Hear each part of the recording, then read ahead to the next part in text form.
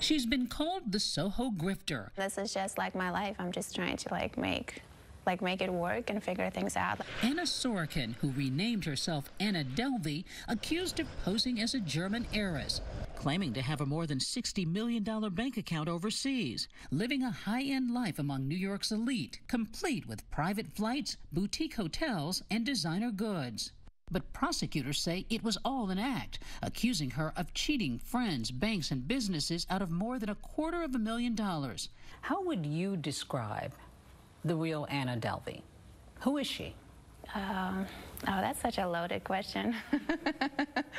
In 2019, Sorokin was convicted of theft of services, grand larceny, and attempted grand larceny, serving nearly 4 years behind bars and ordered to pay back most of the money. Now, just 3 weeks after being released from prison, Sorokin's telling her side of the story exclusively to ABC News.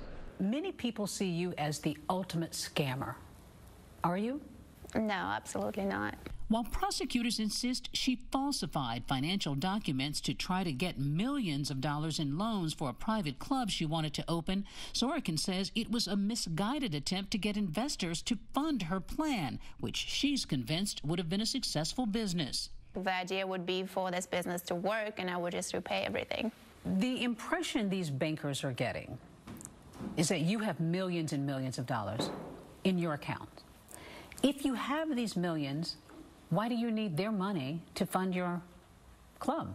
Even the richest of people always take out loans. I was just trying to get a cheap loan. There are people who would wonder how you were able to go into these places and for people to assume that you had the money.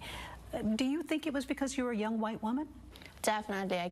Now 30 years old, Sorokin says she's paid for her mistakes, her time behind bars including 19 months in New York's infamous Rikers Island jail, some of it in solitary confinement. You're being held in Rikers, one of the most frightening jails in the country. What was that like for you? Were you terrified? In a way that was therapeutic. I mean, it's a... Therapeutic? For example, use the time to read a lot and to write. I've heard that you've said that prison is kind of a waste of time. Yeah. Taking a person, stripping them of everything, putting them somewhere where they have pretty much very few opportunities to rehabilitate. So how is this supposed to help someone who already had to resort to a life of crime? Now out on parole, Sorokin's documenting her freedom on social media, moving into a new apartment, shopping and dining out. Her new life financed partly by a Netflix deal she signed while behind bars. It's said to be worth just over $300,000.